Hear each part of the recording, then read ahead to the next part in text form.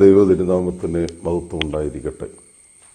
കർത്താവിനാൽ അനുഗ്രഹിക്കപ്പെട്ടവരെ, വിശുദ്ധ കുർബാനയുടെ സമാപന ആശീർവാദത്തിൽ പുരോഹിതർ പറയുന്നു: വത്സല സഹോദരങ്ങളെ, നമ്മുടെ കർത്താവ് യേശു മിശിഹായുടെ പാപപരിഹാരപ്രദമായ പരിശുദ്ധ ബലിപീഠത്തിങ്കൽ നിന്ന് നിങ്ങൾ പ്രാപിച്ചിട്ടുള്ള അനുഗ്രഹങ്ങളോടും യാത്രാഭക്ഷണത്തോടും കൂടെ പരിശുദ്ധ തൃത്വത്തിൻ്റെ കരുണയ്ക്കും കൃപയ്ക്കും വേണ്ടി ഞങ്ങൾ നിങ്ങളെ ഭരമേൽപ്പിക്കുന്ന ഈ സമയത്ത് സമാധാനത്താലെ പോകുവീൻ. ഷേലൂൻ ബശ്ലോമോ. പലപ്പോഴും നമ്മുടെ മനസ്സിൽ ഇത് വിശുദ്ധ കുർബാനയുടെ സമാപന ആശീർവാദമായിട്ട് മാത്രമാണ് കരുതുന്നത്. എന്നാൽ ഓർത്തഡോക്സ് സഭയുടെ പാരമ്പര്യത്തിൽ പ്രേക്ഷിത പ്രവർത്തനത്തിനു വേണ്ടി വിശ്വാസികളെ ദൈവസന്നിധിയിൽ നിന്ന് അയക്കുന്ന വളരെ പ്രധാനപ്പെട്ട സന്ദർഭമാണിത്. സുവിശേഷ പ്രവർത്തനത്തെക്കുറിച്ച്, ദൈവരാജ്യത്തിൻ്റെ പ്രേക്ഷിത പ്രവർത്തനത്തെക്കുറിച്ച് നമ്മുടെ പിതാക്കന്മാർ പഠിപ്പിക്കുന്നത് ആരാധനയിൽ അധിഷ്ഠിതമായി, ആരാധനയിൽ നിന്ന് പ്രചോദനം ലഭിച്ച് സഹോദരവർഗങ്ങളുടെ മുൻപിൽ നാം നിർവഹിക്കുന്ന സേവന പ്രവർത്തനവും മനുഷ്യസ്നേഹത്തോടുകൂടിയുള്ള നമ്മുടെ പ്രവർത്തനവുമാണ് യഥാർത്ഥത്തിലുള്ള പ്രേക്ഷിത പ്രവർത്തനം. ജോൺ ക്രിസോസ്റ്റം എന്ന പിതാവ് പറയുന്നു, എല്ലാ ക്രിസ്ത്യാനികളും അവരവരുടെ സഹോദരങ്ങളാകുന്ന അയൽവാസികളുടെ ഹൃദയത്തിൽ അർപ്പിക്കപ്പെടുന്ന പരിശുദ്ധ ബലിയാണ് വിശുദ്ധ കുർബാനയുടെ പൂർത്തീകരണം.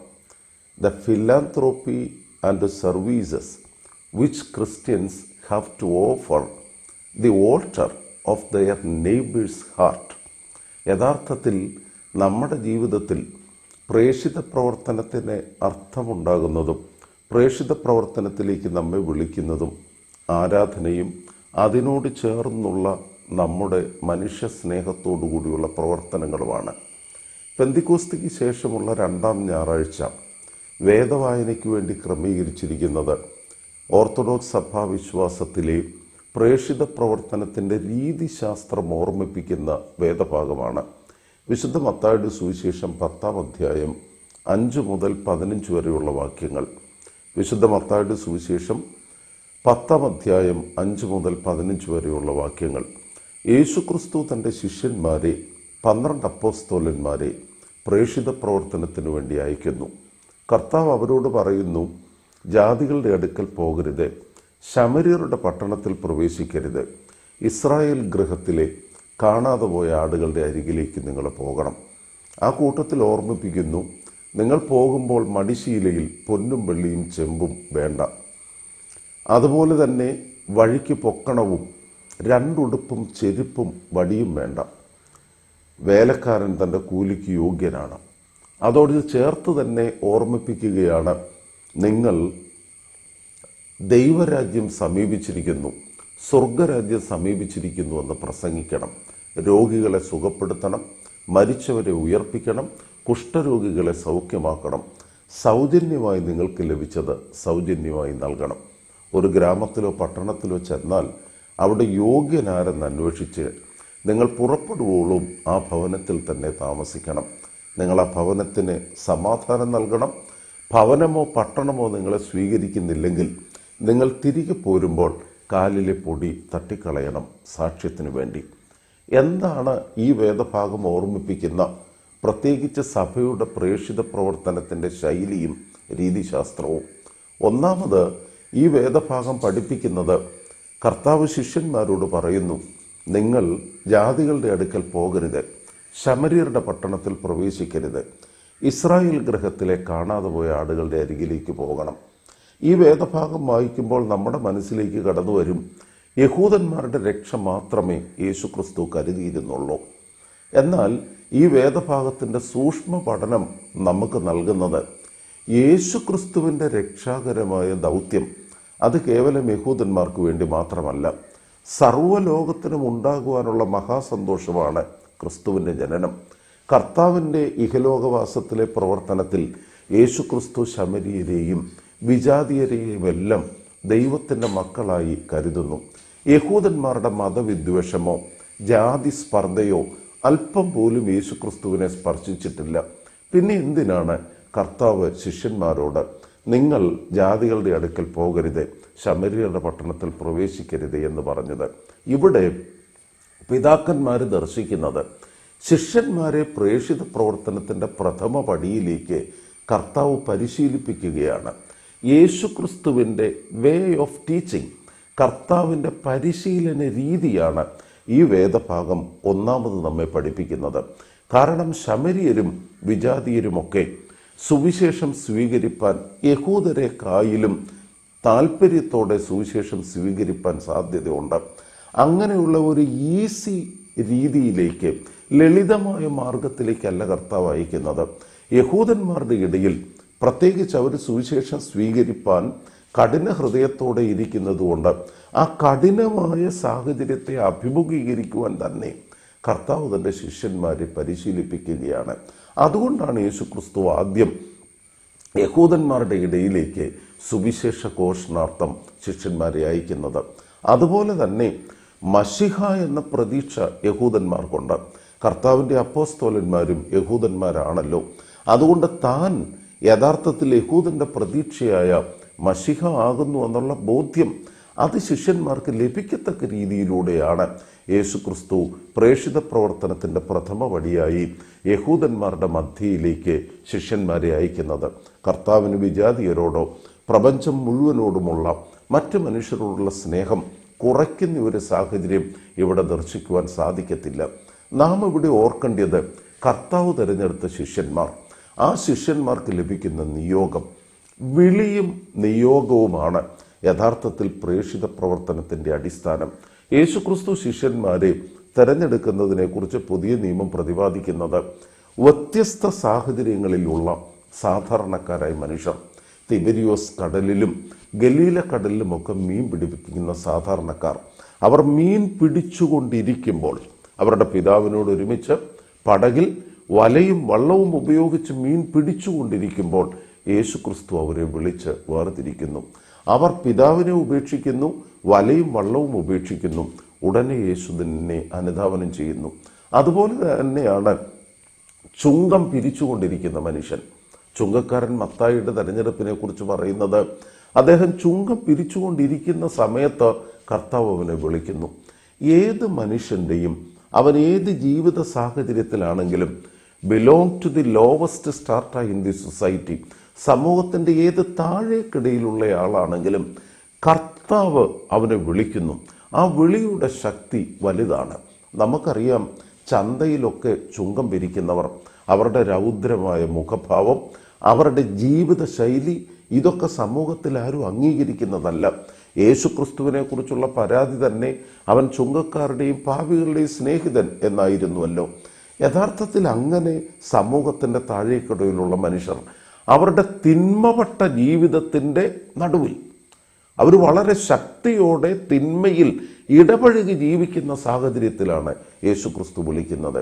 അപ്പോൾ ആ വിളിയെക്കുറിച്ച് പിതാക്കന്മാർ പറയുന്നത്, വിളിച്ചവൻ്റെ ശക്തി, യേശുക്രിസ്തുവിൻ്റെ ശക്തിയാണ്, ദൈവികമായ ശക്തിയാണ് തന്നെ അനുധാവനം ചെയ്യുവാൻ ഈ ശിഷ്യന്മാരെ പ്രേരിപ്പിച്ചത്. അതുപോലെ തന്നെ അവർ പ്രവർത്തന നിരതരായിരിക്കുന്ന സമയത്ത് മറ്റൊന്നും ആലോചിക്കാതെ യേശുക്രിസ്തുവിനെ അനുധാവനം ചെയ്യുന്നത്, അത്രമാത്രം അവർ യേശുക്രിസ്തുവിനെ അനുസരിച്ചു. വിളിച്ചവൻ്റെ ശക്തിയും വിളിക്കപ്പെട്ടവരുടെ അനുസരണവും. ഞാനതൊരിക്കൽ കൂടി പറയുന്നു, വിളിച്ചവൻ്റെ ശക്തിയും വിളിക്കപ്പെട്ടവരുടെ അനുസരണവും, അതാണ് പ്രേക്ഷിത പ്രവർത്തനത്തിൻ്റെ അടിസ്ഥാനം. നമ്മുടെ ശുശ്രൂഷകളിലും നാം ആയിരിക്കുന്ന മേഖലകളിലെ ദൈവിക പ്രവർത്തനങ്ങളുടെയും കാതലായ പ്രേരക ശക്തി, നമ്മെ വിളിച്ച ദൈവത്തിൻ്റെ ശക്തിയെക്കുറിച്ച്, ആ കൃപയെക്കുറിച്ച് നമുക്ക് ബോധ്യം വരണം. ആ ദൈവത്തോടുള്ള നമ്മുടെ അനുസരണമാണ് യഥാർത്ഥത്തിൽ നമ്മെ ഈ ശുശ്രൂഷയ്ക്ക് പ്രാപ്തരാക്കി തീർക്കുന്നത്. അതുകൊണ്ട് യേശുക്രിസ്തു തൻ്റെ പരിശീലനം, ശിഷ്യന്മാരെയുള്ള പരിശീലനം നിർവഹിക്കുവാനും മശിഹായെക്കുറിച്ചുള്ള പ്രതീക്ഷ അവരുടെ മനസ്സിൽ താനാകുന്നു മശിഹ എന്നുള്ള ബോധ്യം അവരുടെ മനസ്സിൽ വരുന്നതിനും വേണ്ടി ജാതികളുടെ ഇടയിൽ പോകാതെ, ശമര്യരുടെ പട്ടണത്തിൽ കടക്കാതെ യഹൂദന്മാരുടെ ഇടയിലേക്ക് കർത്താവ് തൻ്റെ ശിഷ്യന്മാരെ അയക്കുന്നു. രണ്ടാമത്, പ്രേക്ഷിത പ്രവർത്തനത്തിൻ്റെ ശൈലിയും രീതിശാസ്ത്രവും മനോഹരമായി വ്യക്തമാക്കുന്നതാണ് രണ്ടാം ഭാഗം. യേശുക്രിസ്തു പറയുന്നു, സ്വർഗരാജ്യം സമീപിച്ചിരിക്കുന്നു എന്ന് പ്രസംഗിക്കണം. ആ കൂട്ടത്തിൽ ഓർമ്മിപ്പിക്കുന്നു, രോഗികളെ സൗഖ്യമാക്കണം, മരിച്ചവരെ ഉയർപ്പിക്കണം, കുഷ്ഠരോഗികളെ സുഖപ്പെടുത്തണം, ഭൂതഗ്രസ്തരുടെ ഭൂതത്തെ മാറ്റിക്കൊടുക്കണം. ശിഷ്യന്മാർ എത്ര ഭാഗ്യവാന്മാരാണ്. നമ്മൾ ഓർക്കണം, അനുഗ്രഹിക്കപ്പെട്ട ശുശ്രൂഷയ്ക്ക് വേണ്ടി കർത്താവ് ശിഷ്യന്മാരെ അയക്കുന്നു. അവർക്ക് വലിയ കഷ്ടതകളും ദുരിതങ്ങളുമൊക്കെ അഭിമുഖീകരിക്കേണ്ടി വരുമെന്ന് അടുത്ത ഭാഗത്തിൽ വിശുദ്ധ മത്തായിയുടെ സുവിശേഷം 10-ാം അധ്യായം 15 മുതലുള്ള വാക്യങ്ങളിൽ പറയുന്നുണ്ട്. നിങ്ങൾ പീഡിപ്പിക്കപ്പെടും, അതുപോലെ തന്നെ അധികാരികളുടെ മുൻപാകെ നിങ്ങൾ നിൽക്കേണ്ടി വരും, എൻ്റെ നിമിത്തം സകല ഉപദ്രവങ്ങളും നിങ്ങൾ സ്വീകരിക്കും. ഉപദ്രവങ്ങൾ സ്വീകരിക്കും എന്ന് കർത്താവ് അവരോട് പറയുന്നുവെങ്കിലും അവരെ ഭരമേൽപ്പിച്ചിരിക്കുന്നത് സ്വർഗീയ നൽവരങ്ങൾ കൊണ്ടും അനുഗ്രഹങ്ങൾ കൊണ്ടുമാണ്. അവർ പ്രസംഗിക്കുന്നത് സ്വർഗരാജ്യം സമീപിച്ചിരിക്കുന്നു എന്നാണ്. അവരെ ഭരമേൽപ്പിച്ചിരിക്കുന്നത് അനുഗ്രഹത്തിൻ്റെ ശുശ്രൂഷയാണ്. ശാപവാക്കുകളോ ദുഃഖങ്ങളെക്കുറിച്ചോ നിരാശയെക്കുറിച്ചോ അല്ല അവർ പറയുന്നത്. ദൈവരാജ്യം സമീപിച്ചിരിക്കുന്നു. അവർ ചെയ്യുന്ന പ്രവൃത്തി രോഗികളെ സുഖപ്പെടുത്തുന്നു, മരിച്ചവരെ ഉയർപ്പിക്കുന്നു, കുഷ്ഠരോഗിയെ സൗഖ്യമാക്കുന്നു, ഭൂതഗ്രസ്തരെ സൗഖ്യപ്പെടുത്തുന്നു. സഹോദരങ്ങളെ, കർത്താവ് ശിഷ്യന്മാരെ അയച്ചത് പ്രഘോഷകരും അതുപോലെ തന്നെ ശുശ്രൂഷകരുമായിട്ടാണ്. ടീച്ചേഴ്സ് ആൻഡ് ഫിസിഷ്യൻസ് എന്ന് നമ്മുടെ പിതാക്കന്മാർ പറയും. He sent them as teachers and physicians. ശുശ്രൂഷകരും അല്ലെ വൈദ്യരും അതുപോലെ തന്നെ പ്രഘോഷകരുമായി കർത്താവ് ശിഷ്യന്മാരെ അയക്കുന്നു. ഈ ശിഷ്യന്മാരോട് യേശുക്രിസ്തു പ്രേക്ഷിത പ്രവർത്തനത്തിൻ്റെ രീതിശാസ്ത്രമായി പറയുന്നു, നിങ്ങൾ സൗജന്യമായി നിങ്ങൾക്ക് ലഭിച്ചതാണ്, സൗജന്യമായി നൽകണം. അതുപോലെ തന്നെ പറയുകയാണ്, വഴിയിൽ നിങ്ങളെ പൊക്കണം എടുക്കണ്ട, യഥാർത്ഥത്തിൽ ആഹാരത്തിന് വേണ്ടി ഒന്നും കരുതണ്ട, രണ്ടുടുപ്പും ചെരുപ്പും വടിയും അരുത്.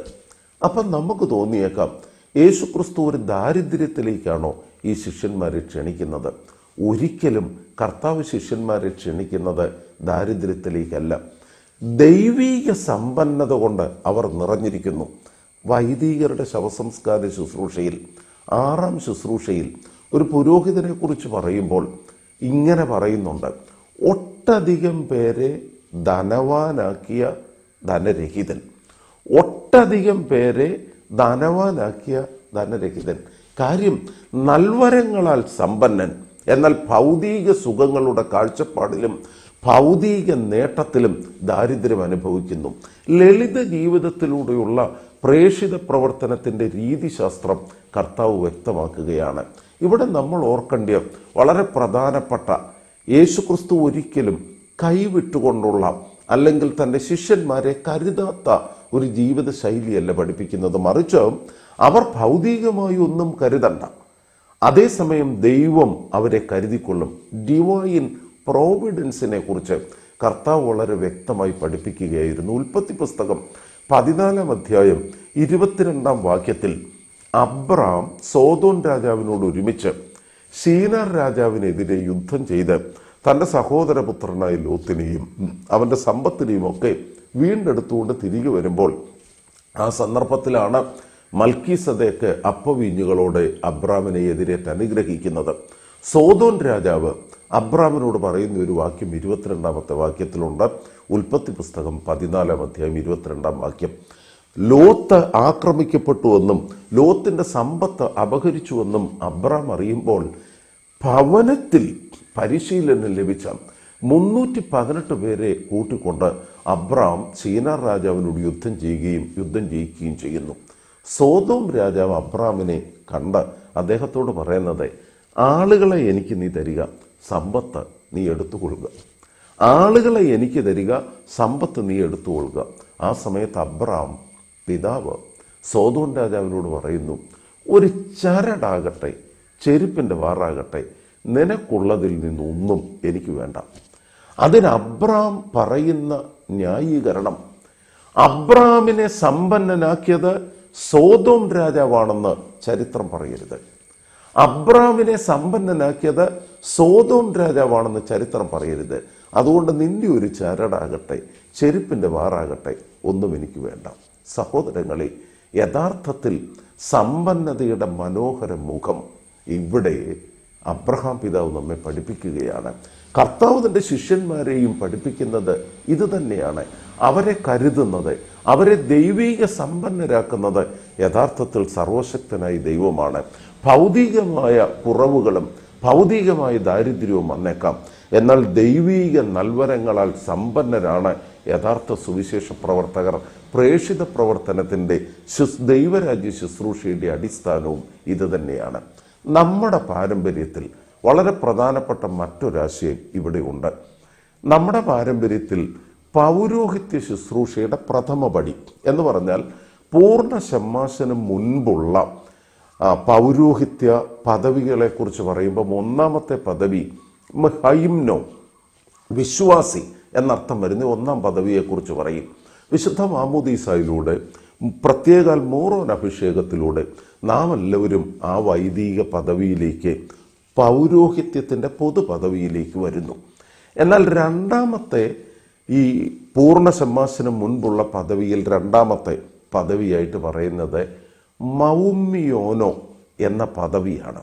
മൗമിയോനോ എന്ന പദവി ഇന്ന് നിലനിൽക്കുന്നില്ല.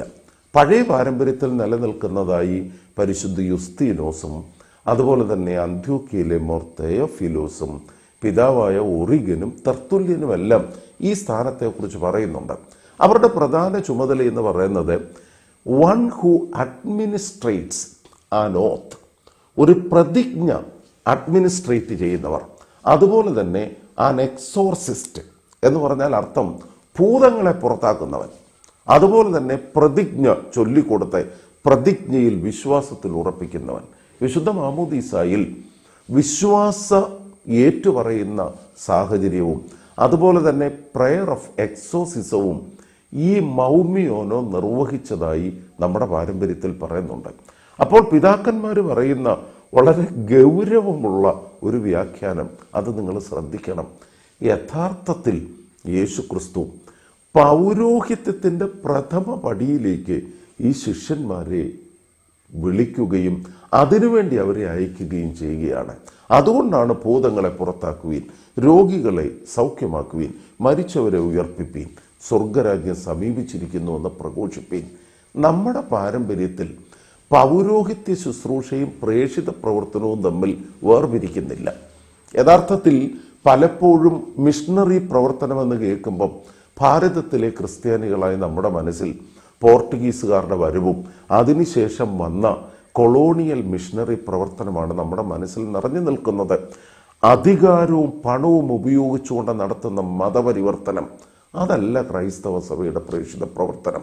നമുക്കറിയാവുന്നതുപോലെ കുഞ്ഞുങ്ങളെ കൊണ്ട് കുരിശുദ്ധം നയിക്കുകയും അങ്ങനെ പിടിച്ചെടുക്കുന്ന അതുപോലെ തന്നെ കീഴ്പ്പെടുത്തുന്ന അധികാരത്തിൻ്റെയും പണത്തിൻ്റെയും പ്രവർത്തനമല്ല പ്രേഷിത പ്രവർത്തനം. നമ്മെ സംബന്ധിച്ച് പ്രേഷിത പ്രവർത്തനം എന്ന് പറയുന്നത് യഥാർത്ഥത്തിൽ ആരാധനയിലൂടെ ലഭിക്കുന്ന പ്രചോദനവും ആ ആരാധനയിലൂടെ സമൂഹത്തിൽ നിർവഹിക്കുന്ന ശുശ്രൂഷയും സാക്ഷ്യ ജീവിതവുമാണ്. അയോൺ ബ്രയ എന്ന് പറയുന്ന ഒരു റുമേനിയൻ ഓർത്തഡോക്സ് പുരോഹിതൻ, അദ്ദേഹത്തിൻ്റെ വളരെ പ്രചാരം ലഭിച്ചിട്ടുള്ളൊരു പുസ്തകമാണ് liturgy after the liturgy. Liturgy after the liturgy എന്ന് പറഞ്ഞാൽ അവിടെയാണ് യഥാർത്ഥത്തിൽ നമ്മുടെ പ്രേഷിത പ്രവർത്തനത്തിൻ്റെ നല്ല ശൈലി. ഇത് പിതാവായ ജോൺ ക്രിസോസ്റ്റവും നമ്മുടെ സുറിയാനി പിതാക്കന്മാരുമൊക്കെ വ്യത്യസ്ത ആശയത്തിൽ വളരെ മുന്നമേ വിശദീകരിച്ചു ഒന്നാണ്. ലെയ്റ്റൂർഗിയ, ലിറ്റർജി എന്ന വാക്കാൽ ലത്തീൻ പദത്തിൽ നിന്നാണല്ലോ വരുന്നത്. അതിനെ ആരാധനയെന്നും വർഷിപ്പ് എന്നും പബ്ലിക് സർവീസ് എന്നും അർത്ഥമുണ്ട്. ആരാധന എങ്ങനെയാണ് പൂർത്തീകരിക്കുന്നത്? നമ്മളൊക്കെ അന്ധൻ്റെ കയ്യിൽ ലഭിച്ചിരിക്കുന്ന അണഞ്ഞ വിളക്ക് പോലെ ഈ ആരാധനയും കൂദാശകളും കൊണ്ടു നടക്കുകയാണ്. കേവലം അനുഷ്ഠാനമായി നമ്മുടെ ആത്മീക ജീവിതം അധപ്പതിക്കുന്നു. അവിടെയാണ് പ്രേഷിത പ്രവർത്തനത്തിൻ്റെ ശരിയായ അർത്ഥം ഓർക്കേണ്ടത്. ലഭിച്ച ആരാധനയും അനുഷ്ഠിക്കുന്ന കർമ്മങ്ങളും അതിൻ്റെ പൂർത്തീകരണത്തിലെത്തുന്നത് മനുഷ്യ സ്നേഹത്തോടുകൂടിയുള്ള ശുശ്രൂഷകളിലാണ്. അതുകൊണ്ടാണ് തെശുമെശുത്ത എന്നാണ് ആരാധനയെക്കുറിച്ച് ഓർമ്മിപ്പിക്കുന്നത്. തെശുമെശുത്തായിക്കും രണ്ടർത്ഥമുണ്ട്, ആരാധനയെന്നും ശുശ്രൂഷയെന്നും. ശാമേഷ് എന്ന ശുശ്രൂഷ പദത്തിൽ നിന്നാണ് തെശുമെശുത്ത ഉണ്ടായത്. അവിടെയാണ് നിങ്ങൾ സമാധാനത്തോടെ പോകുവീൻ എന്നുള്ള സമാപന സന്ദേശം എന്ന് പറയുന്നത് സമൂഹത്തിലേക്ക് ഇറങ്ങി സഹോദരങ്ങളുടെ വേദന അനുഭവിക്കുന്നവരുടെ ഹൃദയമാകുന്ന രണ്ടാമത്തെ ത്രോണോസിൽ അവരെ ശുശ്രൂഷിച്ചുകൊണ്ട് അർപ്പിക്കപ്പെടുന്ന മനോഹര ബലി, അതാണ് ലിറ്റർജി ആഫ്റ്റർ ദി ലിറ്റർജി. ഒന്നാമത്തെ ലിറ്റർജി വിശുദ്ധ കുർബാന ത്രോണോസിന്മേൽ അർപ്പിക്കപ്പെടുന്നതാണെങ്കിൽ, പ്രതിദിന ആരാധനയാണെങ്കിൽ, ഉപവാസവും പ്രാർത്ഥനയുമാണെങ്കിൽ, രണ്ടാമത്തെ ലിറ്റർജി മനുഷ്യ സ്നേഹത്തോടുകൂടിയുള്ള ശുശ്രൂഷയാണ്. ഞാൻ വിശന്നിരുന്നു, നിങ്ങൾ എനിക്ക് ഭക്ഷണം തന്നു. ഞാൻ രോഗിയായിരുന്നു, നിങ്ങൾ എന്നെ സന്ദർശിച്ചു. ഞാൻ തടവിലായിരുന്നു, നിങ്ങൾ എന്നെ വന്നു കണ്ടു. എൻ്റെ ഈ എളിയ സഹോദരന് നിങ്ങൾ ചെയ്യുന്നതെല്ലാം എനിക്ക് ചെയ്യുന്നു. സഹോദരങ്ങളെ, യഥാർത്ഥത്തിൽ ശുശ്രൂഷയും ആരാധനയും സമഗ്രമായി സമുന്നയിക്കുന്നിടത്താണ് ഓർത്തഡോക്സ് സഭയുടെ പ്രേക്ഷിത പ്രവർത്തനം പൂർണ്ണമായി തീരുന്നത്. അതിനുവേണ്ടി വിളിച്ചു വേർതിരിക്കപ്പെട്ട അയക്കപ്പെട്ടവരാണ് ഞാനും നിങ്ങളും. നമ്മൾ ഓർക്കണം, ആന്തരിക വ്യതിയാനമില്ലാത്ത കർമ്മങ്ങൾ കേവലം അനുഷ്ഠാനമായി അധപതിക്കും. അനുഷ്ഠാന പ്രാധാന്യം നമ്മുടെ ആധ്യാത്മികതയിലുണ്ട്. എന്നാൽ അനുഷ്ഠാനങ്ങൾ ആന്തരിക വ്യതിയാനത്തിലേക്ക് നയിക്കണം. ആന്തരിക വ്യതിയാനമുള്ള മനുഷ്യരാണ് സമൂഹത്തിൽ സാക്ഷ്യം നൽകുന്നത്. അവർ സമൂഹത്തിന് രൂപാന്തരം നിർവഹിക്കും. അതുകൊണ്ട് ഷേലൂൻ ബശ്ലോമോ എന്ന് പറഞ്ഞ് സമാധാനത്തോടെ പോവുക എന്ന് പറഞ്ഞ് നമ്മെ അയക്കുന്നത് ആന്തരിക വ്യതിയാനമുള്ളവരായി ലഭിച്ച നിർവഹിച്ച അനുഷ്ഠാനത്തിൽ നിന്ന് ലഭിച്ച ആത്മീക ശക്തിയോടെ സമൂഹത്തിൻ്റെ രൂപാന്തരത്തിന് വേണ്ടി സാക്ഷ്യമുള്ള ജീവിതം നമ്മൾ നിർവഹിക്കണം. ഇതാണ് യഥാർത്ഥത്തിൽ ഇന്നത്തെ വേദവായനയിലൂടെ സഭ നമ്മെ ഓർമ്മിപ്പിക്കുന്നത്. വളരെ പ്രധാനപ്പെട്ട അവസാനത്തെ ഒരു ഭാഗം കൂടി ഓർമ്മിപ്പിക്കുന്നു. യേശുക്രിസ്തു ശിഷ്യന്മാരോട് പറയുന്നു, നിങ്ങൾ ഏതെങ്കിലും ഗ്രാമത്തിലോ പട്ടണത്തിലോ ചെന്നാൽ അവിടെ യോഗ്യൻ ആരെന്ന് അന്വേഷിക്കണം. എന്നിട്ട് ആ വ്യക്തിയുടെ ഭവനത്തിൽ താമസിക്കണം. നിങ്ങൾ ആ ഗ്രാമത്തിൽ നിന്നോ പട്ടണത്തിൽ നിന്നോ പോരുന്നത് വരെ ആ ഭവനത്തിൽ നിങ്ങൾ താമസിക്കണം. എന്താണ് ഇതിൻ്റെ അർത്ഥം? നമ്മൾ ഇന്ന് ഭദ്രാസനവും വിവിധ ദേവാലയങ്ങളും അതുപോലെ തന്നെ മഹാ ഇടവകയും കത്തീഡ്രൽ പള്ളികളുമൊക്കെ അങ്ങനെയുള്ള ഒരു ശുശ്രൂഷയാണ് നമ്മുടെ മനസ്സിൽ നിൽക്കുന്നത്. എന്നാൽ അപ്പോസ്തോലിക സഭയുടെയും ശുശ്രൂഷയുടെ കേന്ദ്രം ക്രിസ്തീയ ഭവനങ്ങളായിരുന്നു. ക്രിസ്തീയ ഭവനങ്ങൾ, ഭവനം കേന്ദ്രീകരിച്ചുകൊണ്ടുള്ള പ്രേക്ഷിത പ്രവർത്തനത്തിൻ്റെ ആവശ്യകതയും പ്രാധാന്യവും ഈ വേദഭാഗം ഓർമ്മിപ്പിക്കുന്നു എന്നത് ഇന്ന് ഈ ഉത്തരാധുനിക കാലഘട്ടത്തിൽ വളരെ പ്രധാനപ്പെട്ടതാണ്. കൊറോണ അനന്തര അല്ലെങ്കിൽ കൊറോണയ്ക്ക് ശേഷമുള്ള സഭാ ശുശ്രൂഷയിൽ ദേവാലയവും സാമൂഹ്യ ആരാധനയും ഒക്കെ പരിമിതപ്പെട്ടേക്കാം. എന്നാൽ നമ്മൾ പടുത്തുയർത്തേണ്ട മറ്റൊന്നുണ്ട്. അത് ഭവനം കേന്ദ്രീകരിച്ചുകൊണ്ടുള്ള ശുശ്രൂഷയാണ്. ഭവനം കേന്ദ്രീകരിച്ചുകൊണ്ടുള്ള പേഴ്സൺ ടു പേഴ്സൺ ഇവാഞ്ചലിസം യേശുക്രിസ്തു നിർവഹിച്ചത് അതാണ്. കർത്താവ് ഭൂതഗ്രസ്തനെ തിരക്കി ഗദരദേശത്തെന്നും ശമരിയക്കാരി സ്ത്രീയെ തിരക്കി അവൾ വെള്ളം കോരുവാൻ വരുന്ന കിണറിനരികെ പോയി. ദൈവരാജ്യത്തിൻ്റെ ശുശ്രൂഷയിൽ വ്യക്തികളെ അന്വേഷിച്ച് ചെന്ന് ഭവനങ്ങൾ കേന്ദ്രീകരിച്ചുള്ള ശുശ്രൂഷയുടെ പ്രാധാന്യം വളരെ വലുതാണ്. കർത്താവിൻ്റെ പ്രവർത്തനങ്ങളിൽ കപ്പർന്നഹൂമിലെ ഭവനവും അതുപോലെ തന്നെ കുഷ്ഠരോഗിയായ ശീമോന്റെ ഭവനവും ബഥാനിയിലെ കൊച്ചു ഭവനവുമൊക്കെ യേശുക്രിസ്തുവിൻ്റെ പാപമോചന ശുശ്രൂഷയുടെയും അതുപോലെ തന്നെ കർത്താവിൻ്റെ സൗഖ്യദായക ശുശ്രൂഷയുടെയും ഒക്കെ വളരെ പ്രധാനപ്പെട്ട കേന്ദ്രങ്ങളായിരുന്നു. അതുകൊണ്ട് നമ്മെ വിളിച്ചിരിക്കുന്നത് സൗഖ്യദായക ശുശ്രൂഷയ്ക്ക് വേണ്ടിയാണ്, പ്രബോധന ശുശ്രൂഷയ്ക്ക് വേണ്ടിയാണ്, സാക്ഷ്യമുള്ള ജീവിതം ദൈവസന്നിധിയിൽ നിർവഹിക്കുന്നതിന് വേണ്ടിയാണ്. പൗരോഹിത്യത്തിൻ്റെ പ്രഥമ പടിയിൽ നിന്ന് പൗരോഹിത്യത്തിൻ്റെ പൂർണ്ണതയിലേക്ക് കടങ്ങളുടെ പരിഹാരത്തിനും പാപമോചനത്തിനും വേണ്ടി ശിഷ്യന്മാരെ കർത്താവ് ക്രമീകരിക്കുന്നു. അതുകൊണ്ടാണ് മത്തായിയുടെ സുവിശേഷം 18-ാം അധ്യായം 18-ാം വാക്യത്തിൽ പറയുന്നു, നിങ്ങൾ ഭൂമിയിൽ കെട്ടുന്നതൊക്കെയും സ്വർഗത്തിലും കെട്ടപ്പെട്ടിരിക്കും, ഭൂമിയിൽ അഴിക്കുന്നതൊക്കെയും സ്വർഗത്തിലും അഴിഞ്ഞിരിക്കും. പൗരോഹിത്യത്തിൻ്റെ പൂർണ്ണതയിലേക്ക് അവരെ നയിക്കുന്നു. അവിടെ ഈ ശുശ്രൂഷയുടെ ദൈവരാജ്യ ശുശ്രൂഷയുടെ മഹത്വം മനസ്സിലാക്കി അനുഷ്ഠാനങ്ങൾ ആന്തരിക വ്യതിയാനത്തിലേക്കും ആന്തരിക വ്യതിയാനം സാക്ഷ്യ ജീവിതത്തിലേക്കും സാക്ഷ്യ ജീവിതം സമൂഹത്തിൻ്റെ രൂപാന്തരത്തിലേക്കും നയിക്കുന്ന ദൈവരാജ്യത്തിൻ്റെ പ്രവർത്തനം നിർവഹിക്കുവാൻ സർവശക്തൻ നമ്മെ ശക്തീകരിക്കട്ടെ. ദൈവം നമ്മെ അനുഗ്രഹിക്കട്ടെ.